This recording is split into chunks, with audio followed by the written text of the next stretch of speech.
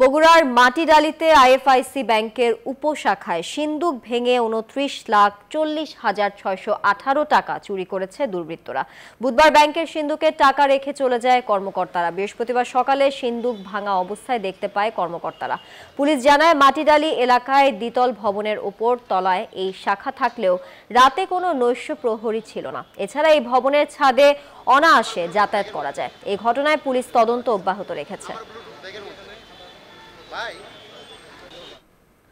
দর্শক, যেমনটা বলছিলাম, বগুড়ার আইএফআইসি ব্যাংকের মাটিডালি উপশাখা থেকে সিন্দুক ভেঙে ২৯ লাখ টাকা চুরির অভিযোগ উঠেছে। এই বিষয়ে বিস্তারিত জানাতে এই মুহূর্তে যোগ দিচ্ছেন আমাদের সহকর্মী আব্দুস সালাম বাবু। সিন্দুক ভেঙে টাকা চুরির বিষয়ে পুলিশ কি বলছে, সবশেষ তথ্য জানাবেন।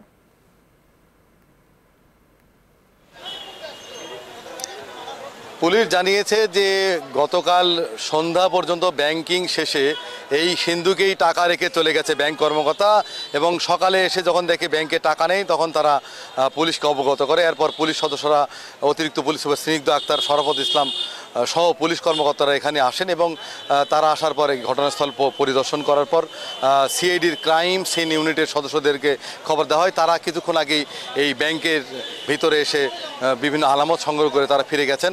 তবে ব্যাংকের কর্মকর্তা বা ব্যাংকের যারা কর্মরত ছিলেন তারা কিন্তু কেউ সাংবাদিকদের সাথে কোনো কথা বলেননি। অতিরিক্ত পুলিশ সুপার স্নিগ্ধ আক্তার জানিয়েছেন তারা এই ব্যাংকের এই ঘটনায় কারা জড়িত এবং এই ঘটনায় কি কারণে এই চুরির ঘটনা ঘটেছে তা কিন্তু তারা খতিয়ে দেখছে।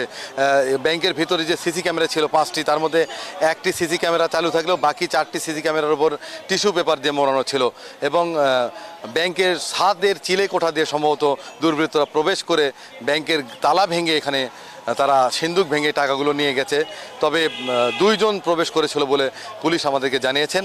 আর একটি বিষয় জানিয়ে রেখি যে এই ব্যাংকে যে পর্যাপ্ত নিরাপত্তা ব্যবস্থা থাকার কথা সেটি ছিল না, কোনো নৈশ প্রহরী ছিল না এই ব্যাংকে।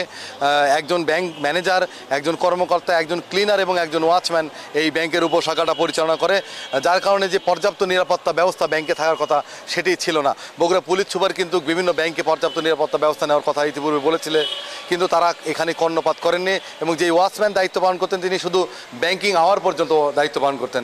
এরপরে ব্যাংক কর্মকর্তারা তালা লেগে চলে যেত এবং কোনো নৈশ প্রহরী ছিল না, যার কারণে এইখানে পর্যাপ্ত নিরাপত্তা ব্যবস্থা না থাকায় এমন চুরির ঘটনা ঘটেছে বলে জানিয়েছে পুলিশ সদস্যরা। তারা প্রয়োজনীয় পদক্ষেপ গ্রহণ করছে এই বিষয়ে। এই ছিল বগুড়াতে সর্বশেষ। ফিরে যাবে স্টুডিওতে।